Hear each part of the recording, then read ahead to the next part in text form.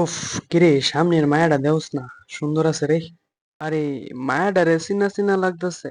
তোর তো হালার ঘরে হালা হগল মায়া পানি চিনা চিনা লাগে। সব মায়া পান্তের সাথে তোর লিঙ্ক আছে। খালি মায়া পান্ত লই তো ফেরত থাকস বেড়া। আরে না রে, চিনছি মায়াটার আছে না, একটা উপকার করছিলাম। ওই চিনছি আমি। কি এমন উপকার করছিলা সজীব, কইলা কো আমার কাছে। দেহ গাজানে মায়ার জামাই বিদেশ থাকে।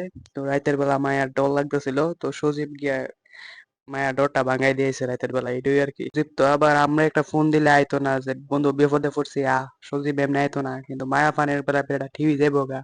রাত তিনটা বাজেও বেড়া যাইবো গা। কিরে সজীব, কি উপকার করছিলি কোস না।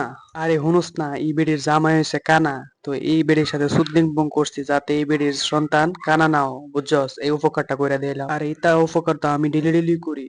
আমি তো দেশের উপকারও করি, দেশের জনসংখ্যা যাতে না বাড়ে এই কারণে ডেলি ডেলি আমি হ্যান্ডেল মারি। আরে আমি তো আমার গার্লফ্রেন্ডরে প্রেগনেন্ট করে দিছি, যাতে গার্লফ্রেন্ডের পিরিয়ডের ঝামেলা বারবার সহ্য না করতে হয়। আমি কি কম উপকারী রে? আরে তোরা কি উপকার করছো, তা আমি তো আমার বন্ধুর বউরে বাগালে পড়ছি, কারণ প্রত্যেকদিন বন্ধু আর বন্ধুর বউ ঝগড়া করতো। আরে তোরাই তা কি করলি, আমি যে আমার দাদার সম্পত্তি বেচে দিছি, যাতে আমার বাপ আর চাচা জায়গা সম্পত্তি লেখা জাগিত না করতে পারে। যদি এই ভিডিওটি ভালো লাগে তাহলে চ্যানেলটি সাবস্ক্রাইব এবং ফলো করবেন।